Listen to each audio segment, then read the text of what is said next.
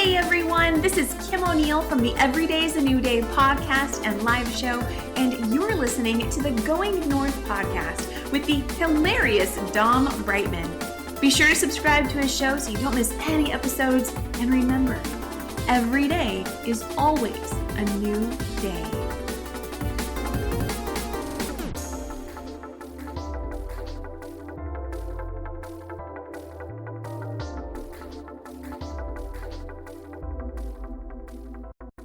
And today on the Highlight Reel Builder for authors known as GMP, the Great, Glorious, and Glamorous, it's the Going North podcast. And we got another super special, awesome human for you today, courtesy of my buddy, the radiant and angelic Abigail Sinclair. That's right indeed, because today's guest in particular has been an occupational therapist since 2000. So that's right, folks. She survived Y2K like the rest of us hearing this show. Well, most of us hearing the show. I'm sure some may have been born after Y2K. That's a whole other conversation. And throughout her career, she's worked in a variety of areas, including school, skilled nursing, home health, and acute care. That's right indeed. And she's cute too, because she's also a mom and a wife. So let's give it up for Miss AK, not 47 herself, Miss Alicia Kollmar. How you doing today, Alicia? Hey, I am great. I'm very happy to be here. Oh, yeah, that's right. She's happy to be here. Happy like all the pappies. That's right indeed. And I heard that you love the kids. I love the kids. I didn't know that I was going to when I started my career, but yes, I fell in love. First chance I had to work with them. There you go. So were your dreams to originally being a pilot since you're in the state of North Kakalaki at the moment? No, that was never on my radar, but so to speak, huh? But I was originally going to go into fisheries and wildlife management, and just did a complete 180 and tried to find something new to do, and decided I like working with people. So first thing was a psychiatric setting, and that was really fun. I loved working in the psych hospital, and then that's where I learned about OT. And so I decided that's what I was going to do. And I wanted to work with older people. And then I just randomly said, hey, let's try something different after doing that for a couple of years. So I've been with kids ever since, pretty much. So. Oh, yeah, that's right. Like, yeah, y'all old folks, like, yeah, like y'all scare me. Like, y'all crazy. I'm going to the kids. They're crazy too, but their craziness I can handle. That's right. Different kind for sure. Yeah, exactly. They talk about popsicles. Y'all be talking about pain. Like, nah, fam, I don't want to hear about arthritis. Like, let me stop.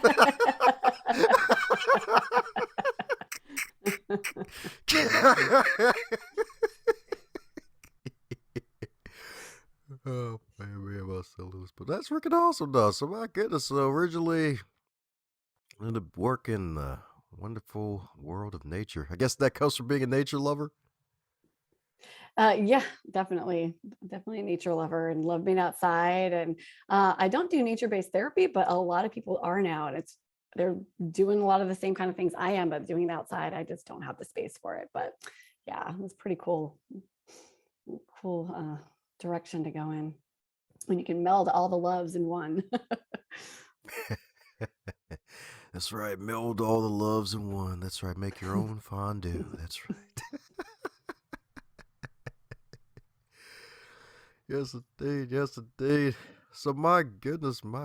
So with that love of nature, and now really with this ultra high level of experience and occupational therapy, like, my goodness, like, what's next for you? Because I hear you got this wonderful book out too, on top of everything else you're doing. Yeah, I wrote this book for occupational therapists called Pediatric Anxiety, and I'm sure it has some stuff for other people they'd find valuable too, but really what I saw that a lot of OTs were saying, refer out and extend them to other people. But we're already working with those kids, and we got the skills and we got the tools. So one of my missions, kind of related to the book, kind of not in some ways, is to try to spread the word a little bit more to educators, particularly, and parents, and that kids who have big emotional reactions to small problems, that First of all, there's normal in that, and adults even do that. We all have those moments. Yeah. But Yeah. that it's not, children aren't bad, children aren't lazy, children just don't have the skills yet. So when they're having those issues, or they're having a hard time, not giving a hard time, and there's been this shift with that a little bit more, but it's just not everywhere yet. So that is one of my missions, is to start doing more trainings, both with therapists and educators and parents, and to keep spreading that word. So that's what I'm working on. Lots of different little places I'm working on that. There you go. Spreading the word indeed. Spreading the word indeed. So how's the process of putting pen to paper and getting to the published stage? Like, how was that whole journey for you? It was really pretty smooth. Yeah, I did hire a book coach to just help me with the process, and it got me connected to a professional editor and a graphic designer. Both were amazing, and I think that really made a huge difference for making it look really professional and sounding more professional. Though I think I'm a good writer anyway, but I got started with the book. Another pandemic book writer here, but that's not really why. I had that idea before, and things actually weren't necessarily that slow for me at the time I started writing it, but I had chosen to separate from my husband, but we were still living together. So in some ways for me, it was also just kind of an escape to just have something else to focus on when I was at home, because we were still living together for quite a while. And I knocked it out in about 6 months. Most of it just kind of came flowing through my head. It's stuff I'd already thought about and put together pretty easily. And then some things that I had to do a little more research on, some things being easier than others to research, just to be a little more thorough with it. So, and I just wrote it kind of whenever I had the inclination. I didn't really have a schedule, and it's mostly on weekends, but threw it all together as it came to my brain. That's what I'm talking about, indeed. So, my goodness, a 6-pack abs, 6 months. That's what I'm talking about. That's right, indeed. That's right, indeed. Had that magical schedule, indeed. That's right, indeed. That's right, indeed. And yeah, it definitely helps to with have a book coach and a schedule, indeed, because that's really one of the major things that helped me to get my book done. It's like, hey, book coach, like, hey, have an outline, get your outline together. I'm like, oh yeah, I read Mhm. this somewhere too. Like, oh yeah, get the outline, the schedule, keep writing, and then writer's block. So did the Legos show up via writer's block with you during the process, or is like, nah, was it still butter for you? No, actually it was pretty smooth. I can't say I got writer's block, except that trying to put research together and speak a voice that was not mine. I'd say one of my most challenging chapters was something that I can't speak to because I'm a white person who's lived a pretty privileged life. And I think anxiety comes from experiences that I don't necessarily have. I mean, there's some as a woman that I'd say I have experienced. We all just walk into our cars sometimes have to have an anxiety that, a lot of men don't have to think about.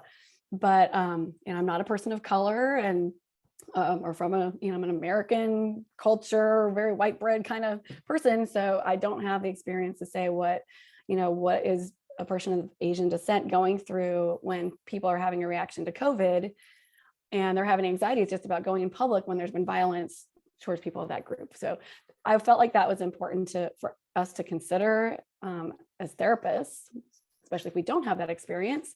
So I wanted to put that in there. That one, I will say, it was just a real challenge to write, just because I really had to pull from other people's experiences and research.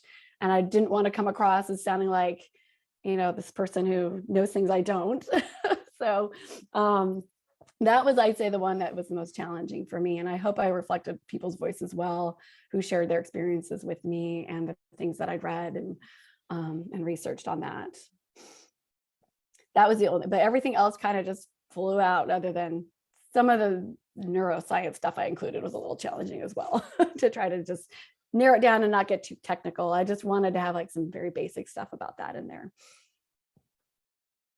There you go. There you go. But hey, it's actually a good thing you did that and went that path, because hey, once you gather some more stories and information from other folks, other cultures, it's like, okay, cool, have a more holistic perspective and holistic approach, because you're so right. It's like different cultures, different upbringings. Like it's gonna impact you in different ways. Like even I remember, I don't know why of all the examples this one popped in my head, but I'm going with it anyway.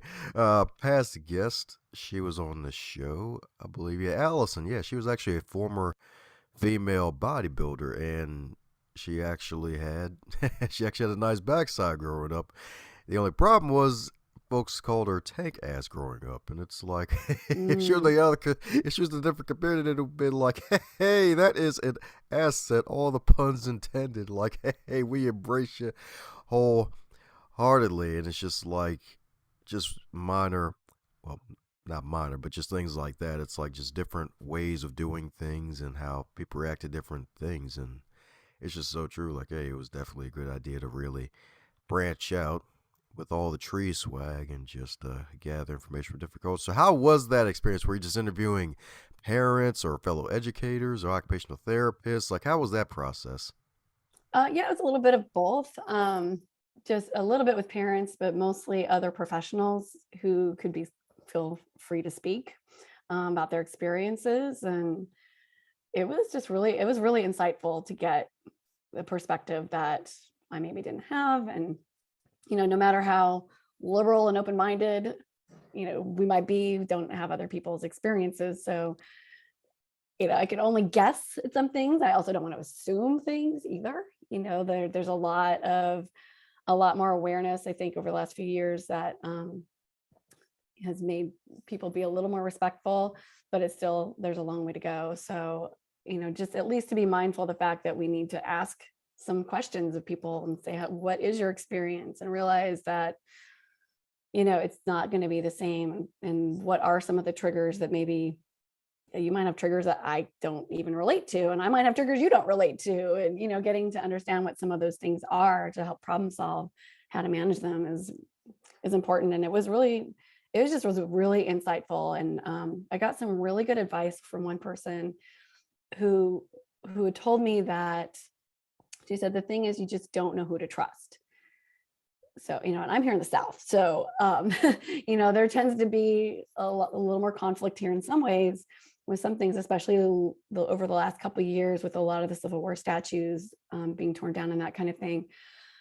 And she said, just being able to know that, you have a sticker on your car or magnet that says equality, that shows that you're an ally, putting in your email signature, I'm an ally, having things on your website that show people of all backgrounds are welcome. And so I thought that was really helpful in being able to communicate that, yes, I'm here for you, no matter who you are. And I want to respect you and what you are offering to the world and what your experience is. So I'm hoping that that chapter will be helpful and be taken in the spirit that it was intended, and people will get some insight from it. Oh yeah, that's right. Being that ally, indeed. That's right, indeed. That's right. We will all have feathers together, y'all. That's right. That's right, indeed. We'll be birds flocking together. That's right, indeed. That's right. All the caw. That's right. But we won't crap on cars together. We don't do that. No. Let's not do that. We won't go full pigeon. Never go full pigeon. Oh gosh.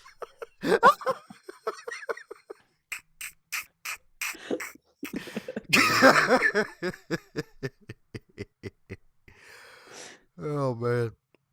Yes, it is. So now that you got this wonderful book out with all the wonderful research and all the wonderful conversations, you had to put this package together. Do you ever think you're going to do an audiobook for the book as well? I am thinking about it. I'm not sure yet. I think there's so many things now that, you write this book and then after you're done, you think, oh, now I want to say this, this, and this, and this. And it's like the second book kind of starts coming in your head, or I wish I said it this way instead. And so I don't know. Right now I'm directing people to my website where they can get some resources where I'm just adding that stuff and they can just get it there. So my hope is that can be more the resource. I'm an audiobook person. I love listening to audiobooks. So maybe. Yeah, that's right indeed. Because you're a cheerful spirit in your voice. Like, yeah, we need you reading your own book.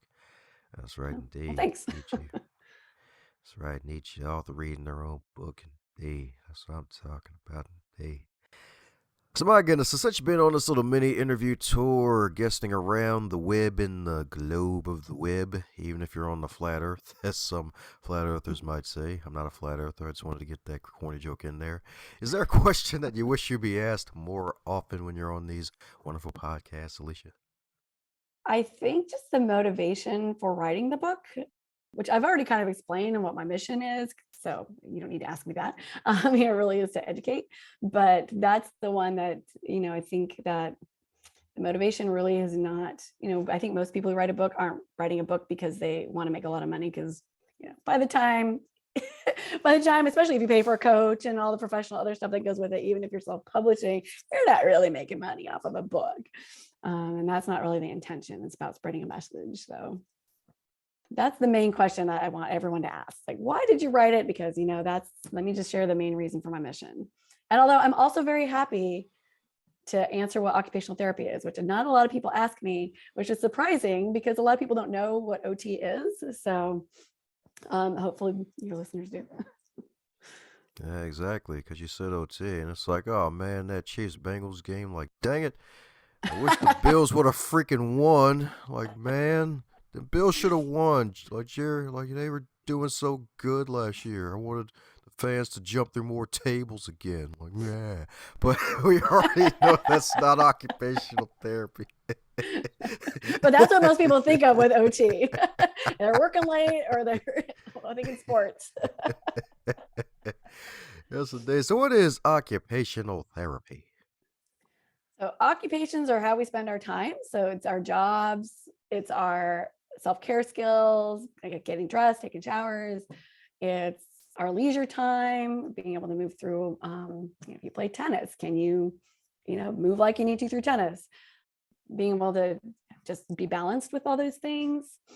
And so if there's some physical or mental thing that keeps you from doing those everyday things, we either use those things as therapy, or we do things to modify it so that you can do it, or we get you stronger so that you can do it your own way again. So for instance, I would say one of my favorite examples is if you hurt your shoulder and you can't get that cup out of you can't lift it up very high, and you might go to a physical therapist and some OTs, to be honest, and you might get it like just part way up and say, get as high as you can, and you're going to only get it like shoulder high. But if I come as an OT and I say, get that cup out of that cupboard, bam, like that it's functional. You're thinking, and you're not thinking about it. You do it a little more automatically. It's going up there a lot higher. So you're a lot more powerful in your recovery if you have something like that, if you're doing those everyday activities that your brain already knows how to do.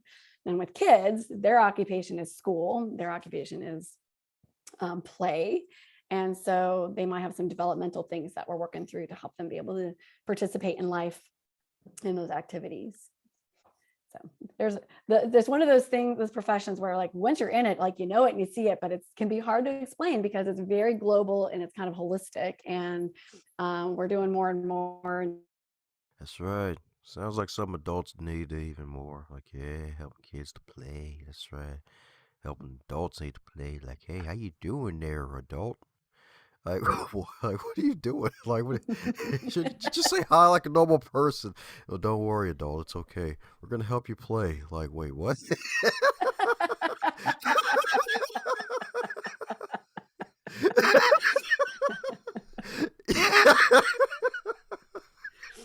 It's funny because I'm almost 50 years old, but if I had an injury and someone says, hey, let's play to fix your injury and get you strong again, I'd be like, yes. Some people might think that as offense, but I'm like, no, bring it. You're the therapist I want. If you're going to get me doing some fun stuff and playing games as therapy, hey, count me in. So there are some of us that would love that. Heck yeah, because at the end of the day, adults are just bigger kids. We just got bills. That's what makes us grumpy. That's all. Yeah. Pretty good summary right there. Yep. Yeah, exactly. Define adult, grumpy with bills. Yeah, exactly. It's like, hey, sign up for auto pay. It's like, yeah, I want to, but it's like, injection. Darn it. Who put this needle in my arm? Darn it. I already got the vaccine. Why? What you doing to me? Oh, the needle says bills. Oh, dang. Oh, okay. Must have been that buffalo wing from earlier. I mean, football team. Let me stop.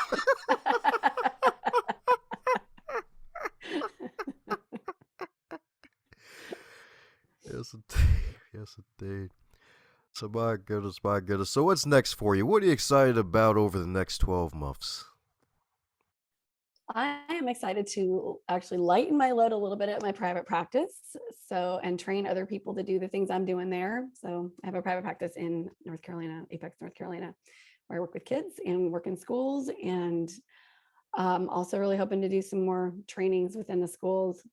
So, hopefully, I can free up my time a little bit by hiring some people to help spread the mission and work with the kids as I am. And grow do some mentorship with some OTs. So that I'm really excited about. So, they say train the others so that they can all filter down. make more good out of your, message rather than just working with one kid at a time. Oh, yeah, that's right. That's right, train them. That's right. Train your successes indeed. That way you can go off into the magical sunset and then go skydiving for no reason. That's right, indeed. That's right, indeed. That's right, indeed. Or maybe be a salmon farmer. That's right. That's right, indeed.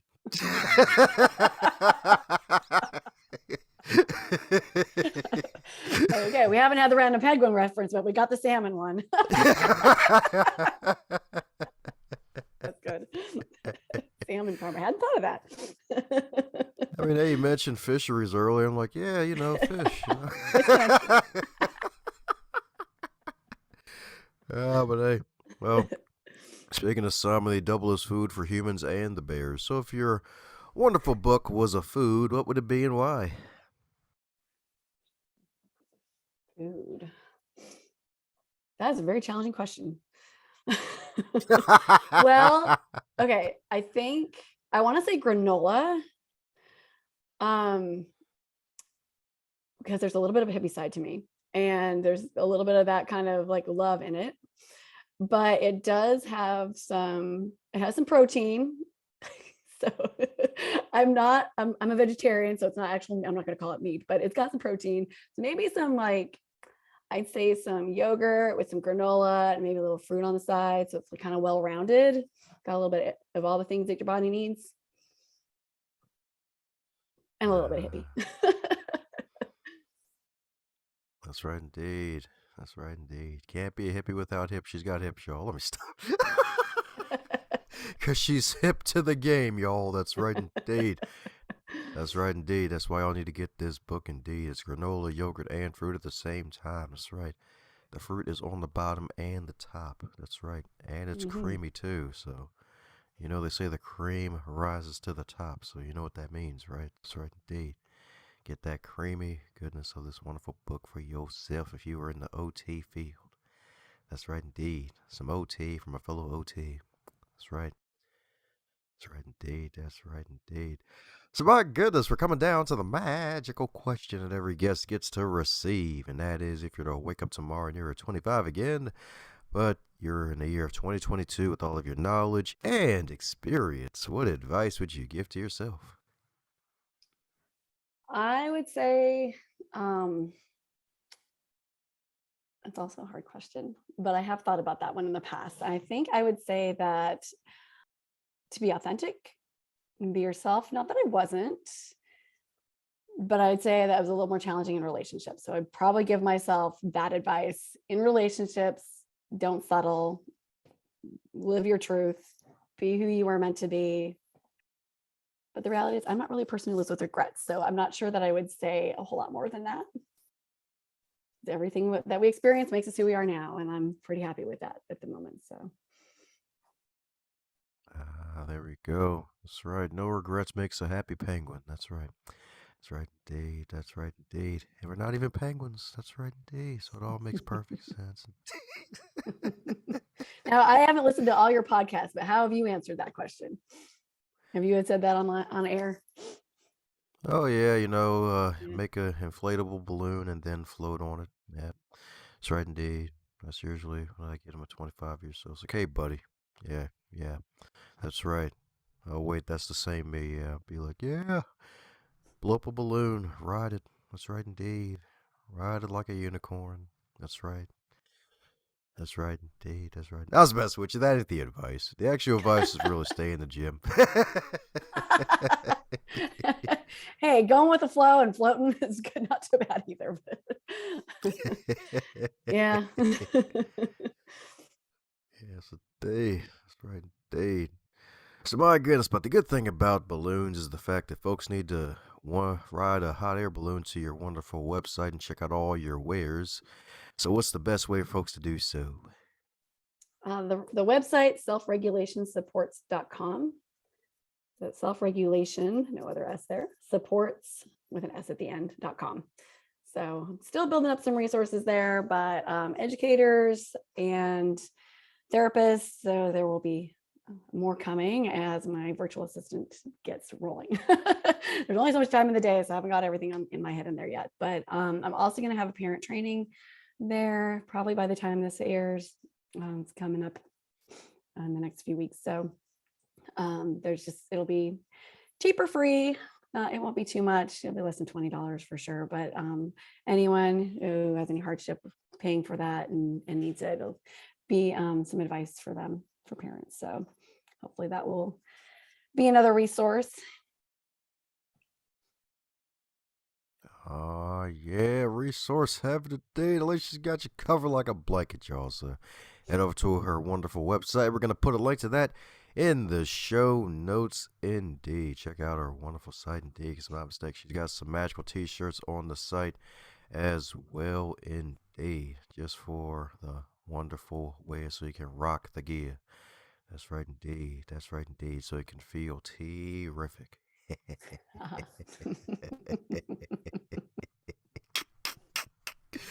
Oh, man. So any parting words before we close up shop, Alicia? No, I just really appreciate that you had me on today and enjoyed our conversation and your puns. I love a good pun.